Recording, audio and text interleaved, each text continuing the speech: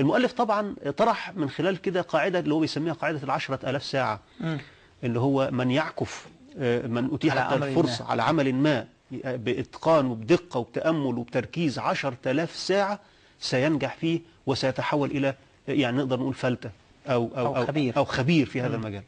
هو الحقيقة هو يعني الكتاب في الفصل الثالث، عنوان الفصل الثالث كان قاعدة ال10,000 ساعة.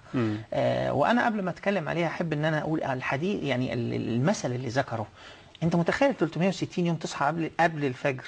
انت بتتكلم السنه 365. يعني هو بيتكلم انه عنده استثناء 5 ايام بس. انت بتتكلم على شخص فعلا مجد جدا. يعني ياخذ الامور بجديه، يعني مش مثلا الجمعه والسبت بقى بره الحسبه، ولا مثلا الاجازات والعطل الرسميه وعيد تحرير مش عارف ايه وعيد كذا كل يعني ده شخص بيصحى قبل الفجر 360 يوم. طبعا المثل ده مثل معبر جدا في مجتمعاتنا في اجيالنا، معبر عن قوه التصميم والاراده. صحيح، الاراده للنجاح. صحيح. وهو هنا كان في الكتاب بيتكلم على يعني طيب انت ذكي، خلاص اتفقنا انك انت ذكي، هتنجح بقى ازاي؟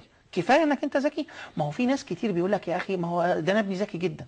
طب مش كفايه، يعني حته الذكاء دي لوحدها ما عادتش كافيه في النجاح في المجتمعات اللي احنا عايشين فيها النهارده. نعم. فهو بقى بدأ في قاعده ال10,000 ساعه قال ايه؟ قال انه احنا بنقول ان الشخص ده الفلتة ده لازم تكون اتيحت له فرصة غير عادية. من العناصر اللي تكون الفرصة الغير العادية انه اتيح له مبكرا ان ينفق 10,000 ساعة في الحاجة اللي هو بيحبها. دكتور باسم 10,000 ساعة يعني نقدر نقول قد ايه؟ يعني مثلا نحسبها كده بالايام. يعني انا اقول لك الشخص اللي بيشتغل، هنقول بقى شخص بجد، احنا مش هنتكلم على الناس اللي بتهرج. بيشتغل مثلا شخص بجد هيشتغل 8 ساعات في اليوم. 8 ساعات مثلا في اليوم. وهنقول بيشتغل 5 ايام في الاسبوع. يبقى بيشتغل في الاسبوع 40 ساعة. 40 ساعة. والسنة فيها 50 أسبوع، هي السنة 52 أسبوع. هنقول أسبوعين أجازة، فهنقول عنده 50 أسبوع، ف40 ساعة يعني 2000 ساعة في السنة. 2000. الشخص العادي اللي بيشتغل 2000 ساعة في السنة. يعني لو افترضنا أنه بيشتغل السنة كاملة في مجاله، يعني مثلا أنا كاتب بشتغل كاتب 2000 ساعة في السنة، في 5 سنين هبقى كاتب محترف. مفيش فيها كلام. انا لاعب كرة سلة مثلا، هتدرب يوميا مثلا 8 ساعات لمدة 5 سنين، هبقى لاعب بالتأكيد لاعب محترف. او واحد في مهنة معينة بيتدرب فيها او بياخد فيها خبرات، او موظف بيشتغل 8 ساعات، محاسب بيشتغل 8 ساعات كل يوم 5 سنين. طبعا انا هفترض ان من الاول هو شخص كويس ذكي. الشخص 2 أذكياء، اللي هيميز بينهم ايه؟ اللي هيميز بينهم ده صرف 10,000 ساعة ولا ما صرفش، وده كسل. ملكة بريطانيا إليزابيث كانت بتقول دايما ايه، عبارة جميلة جدا، بتقول ان الاكسترا اوردينري بيرسون، الشخص الغير عادي، هو شخص عادي اوردينري بيرسون بس حط اكسترا ورك، حط جهد زيادة. ده اللي يميز الشخص الغير عادي، انه شخص عادي ولكنه بذل جهد غير عادي. نعم. تمام. وهي دي تقريبا في المحصلة يعني احد المحاور التي يريد الكتاب ان يصل اليها. انه الذكاء وحده لا يكفي.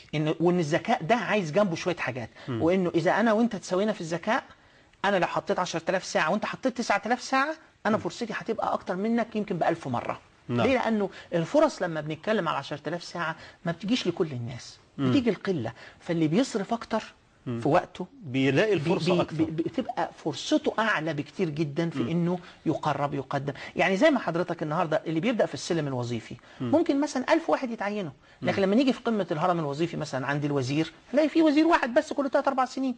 فبالتالي ساعتها تفرق جامد. طبعا معايير اختيار الوزراء مختلفة من الدول من بعضها، لكن أنا قصدي إنه كمثال إنه يعني إنك أنت لو تصرف من بدري ال10,000 ساعة دي تفرق معاك جدا. ولذلك أنا أوصي النهاردة الأب مثلا اللي عنده ابنه وعايزه يتعلم الكمبيوتر، يعني اديله فرصة يقعد عليه، اديله فرصة يستفاد منه، مش يضيع وقت فيه، اديله فرصة يستفاد منه، اديله ساعات. احنا محتاجين نحط ساعات في الحاجة اللي احنا عايزين نتميز فيها.